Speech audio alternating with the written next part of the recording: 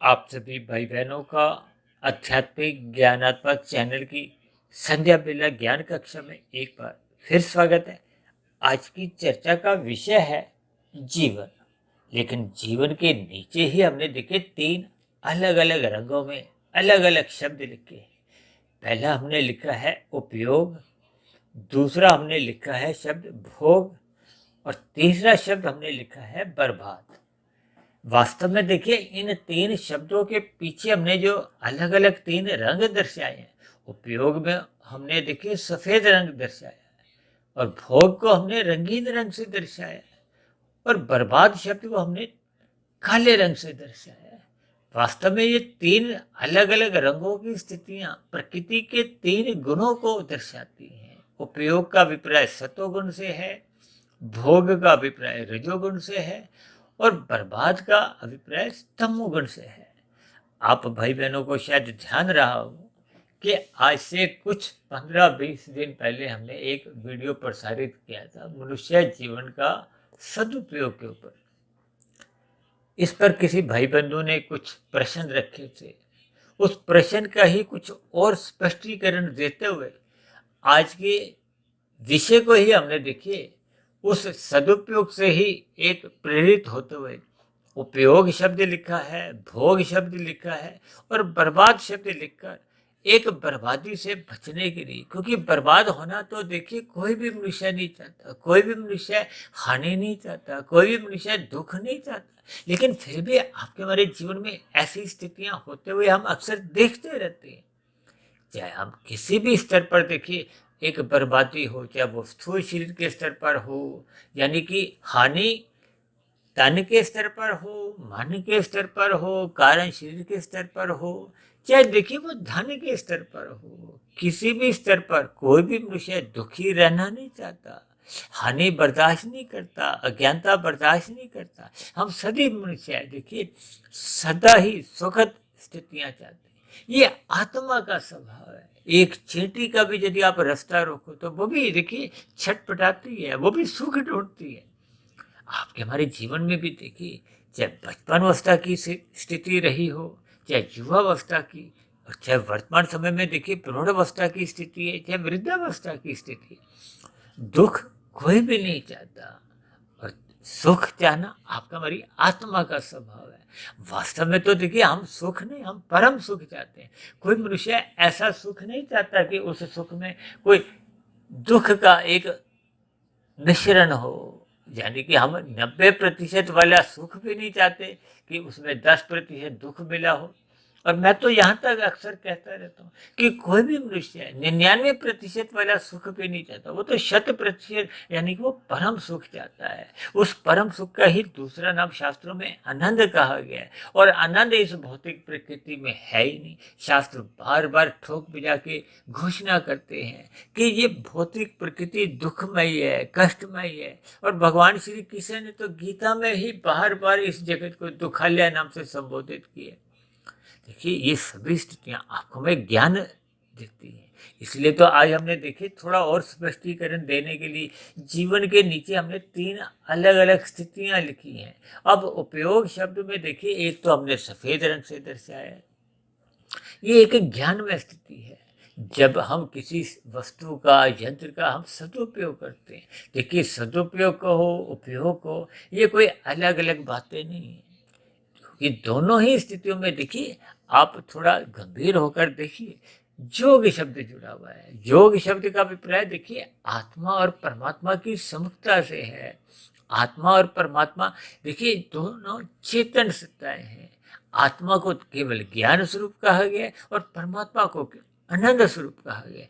आनंद में ज्ञान बना रहता है, तभी तो परमात्मा के लिए सच्चिदानंद नाम का शास्त्रों में बार बार उपयोग आता है। हमने भी देखिए सच्चिदानंद में कुछ वीडियो अलग अलग दृष्टिकोण से प्रसारित किए, क्योंकि आपके हमारे जीवन में जब तक आनंदमय स्थिति नहीं बनती तब तक हम देखिए बेचैन बने रहते हैं।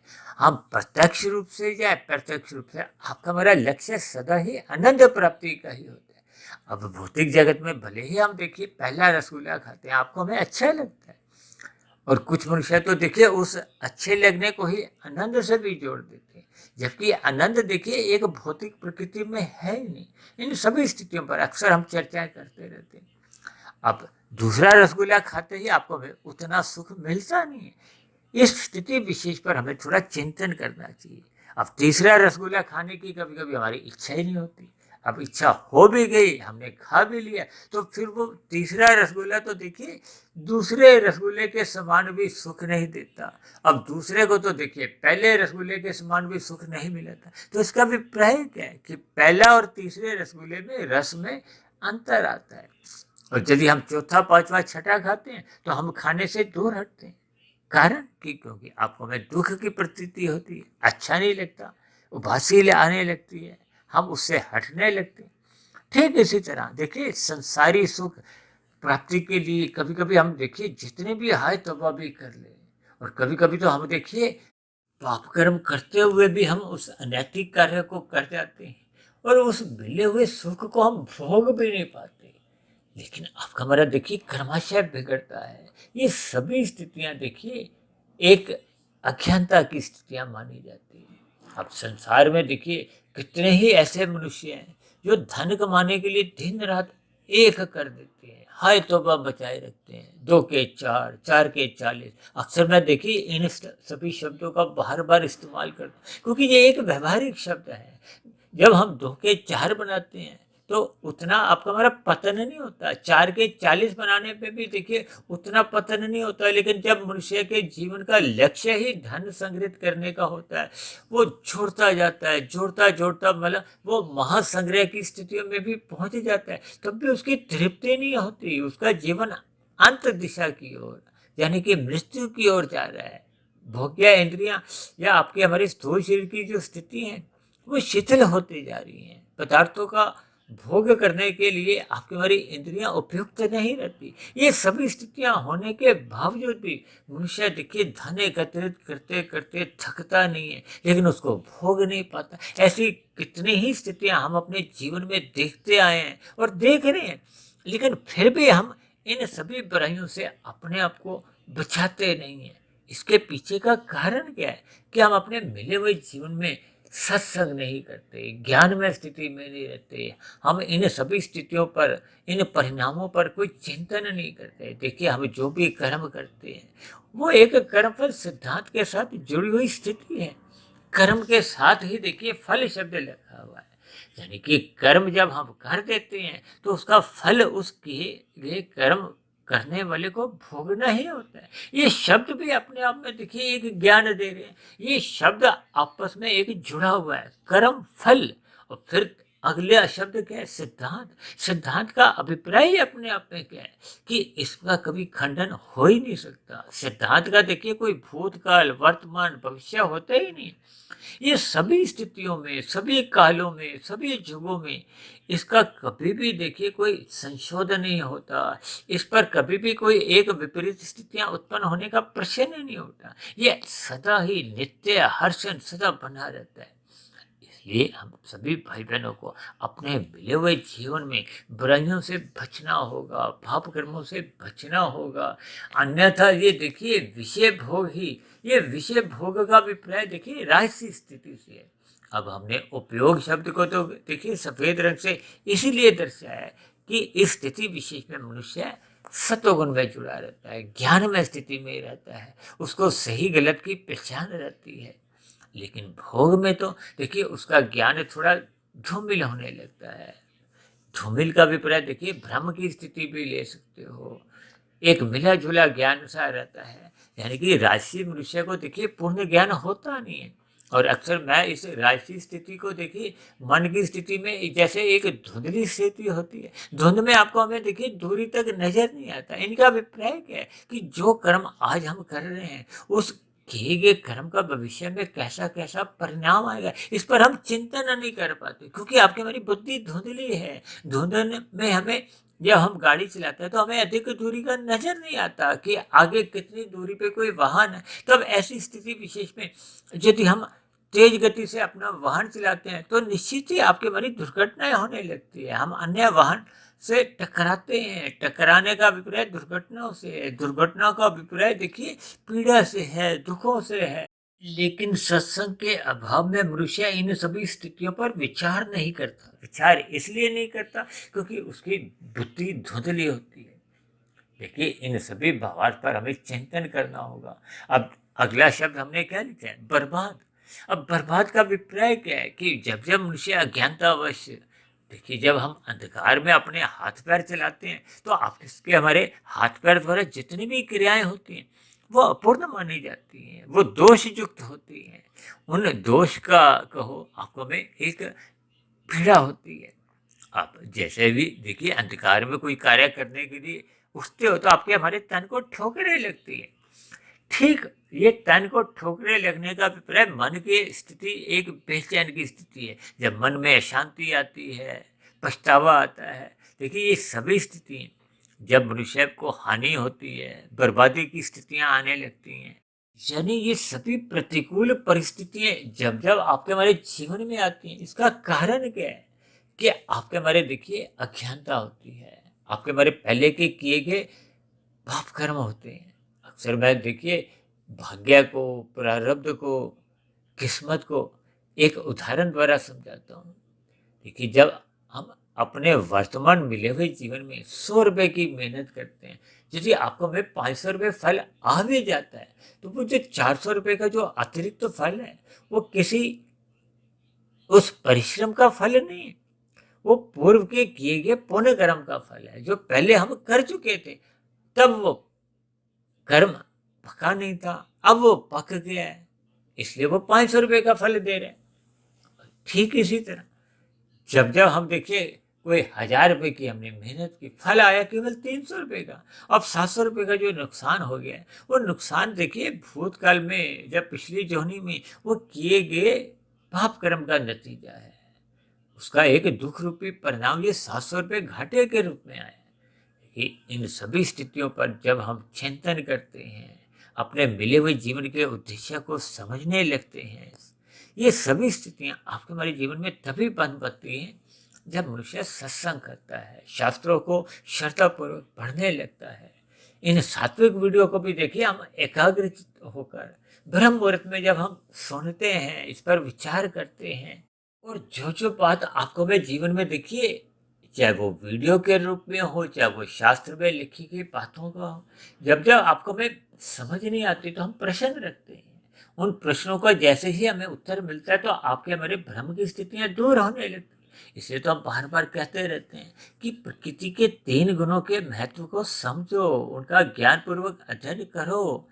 ये जो तमोगुण, रजोगुण और सतोगुण की जो स्थितियां हैं, ये बाहरी तल पर गुण तो देखिए एक कर्म में ही आते हैं, और शास्त्रों में ही कहा गया है तमोगुण की निंदा करो, रजोगुण के प्रति उदासीन रहो।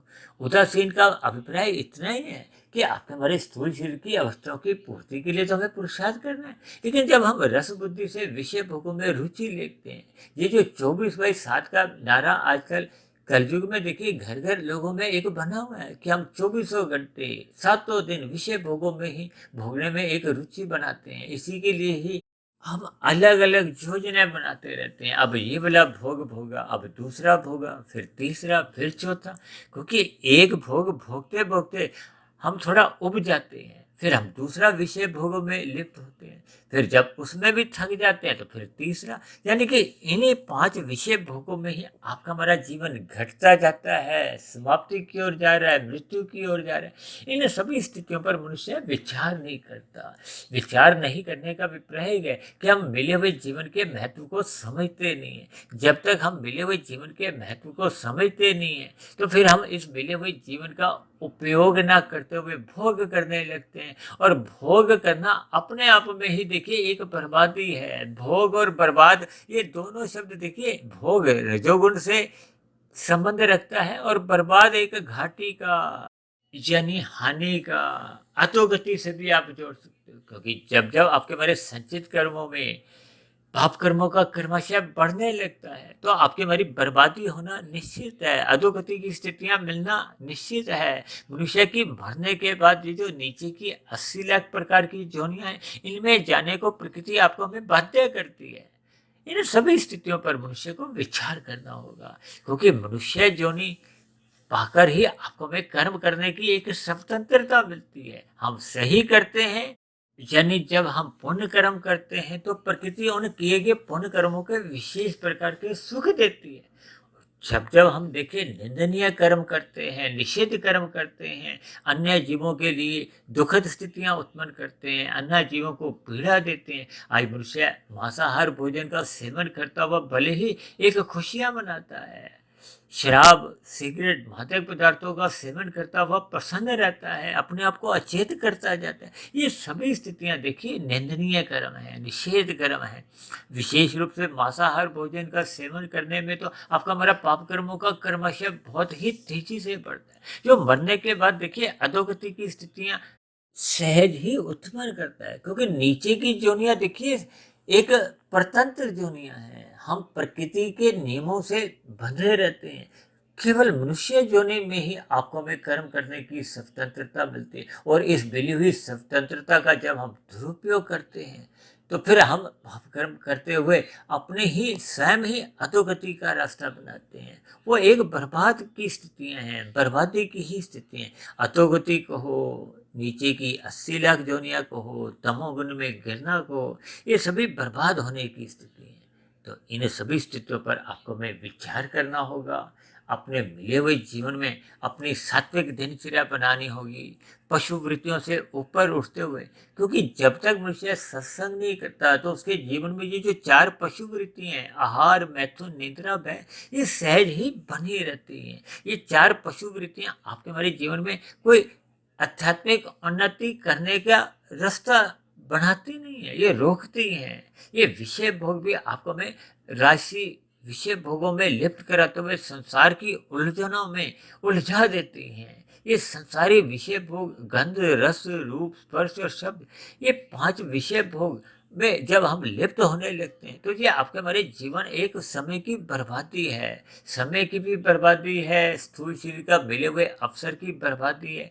यानी कि आपके हमारा मिला हुआ जीवन जो एक उपयोग की स्थिति में, सदुपयोग की स्थिति में, साधना करने की स्थिति में, सत्संग करने की स्थिति में, ब्रह्म मुहूर्त में उठने की स्थिति में जो जाना चाहिए था, उसमें स्थित होना चाहिए था, जब हम उसका लाभ नहीं उठाते, यानी कि मिले हुए जीवन के अवसर का हम लाभ नहीं उठाते, तो फिर हम अपने जीवन का जो एक मैच है वो हार जाते हैं। जैसे आपने फुटबॉल में, हॉकी में देखा होगा, जब जब आपको हमें गोल करने के अवसर मिलते हैं, यदि हम उन मिले हुए अवसरों का लाभ नहीं उठाते, चूक जाते हैं, तो फिर हम मैच हार जाते हैं। मैच हारने का अभिप्राय देखिए जीवन में अधोगति की स्थितियां हैं। जब मनुष्य की मरने के बाद पुनः मनुष्य जोनि की प्राप्ति ही नहीं होती और नीचे की जोनियों में जाने को हम बाध्य हो जाते हैं। ये बाध्य होने की स्थिति क्या है? ये बर्बादी की स्थिति है। इन पर हमें विचार करना होगा।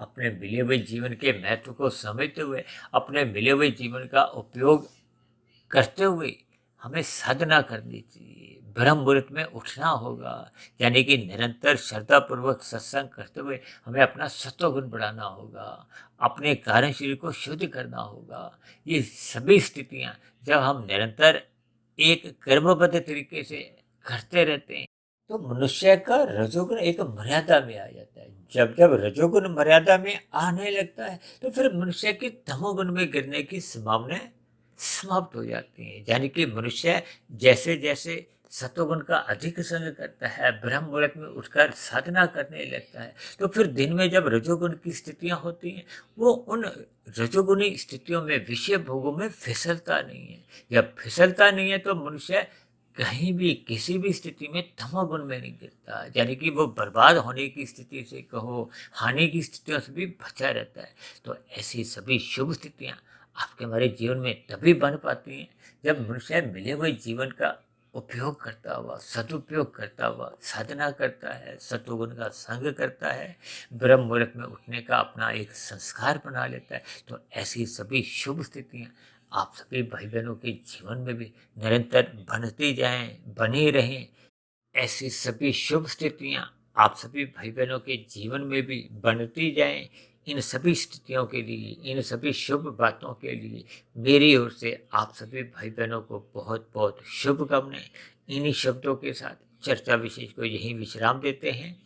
कल सुबह फिर मिलते हैं ब्रह्म मुहूर्त ज्ञान कक्षा में। तब तक आप अपने आध्यात्मिक में सुधीर भाटिया फकीर को इजाज़त दें। आप सभी भाई बहनों को बहुत बहुत शुभ रात्रि और ब्रह्म मुहूर्त में उठने के लिए मेरी ओर से आप सभी भाई बहनों को बहुत बहुत शुभकामनाएं। फिर भी चर्चा संबंधित आपके मन में कोई प्रश्न हो, मेरी कही गई बातों पे कोई आपत्ति हो, तो नीचे दिए गए कमेंट्स बॉक्स पर जाकर आपके प्रश्नों का, आपकी शिकायतों का सदा ही स्वागत है। चर्चा विशेष को ध्यानपूर्वक सुनने के लिए आप सभी भाई बहनों का भी बहुत बहुत धन्यवाद।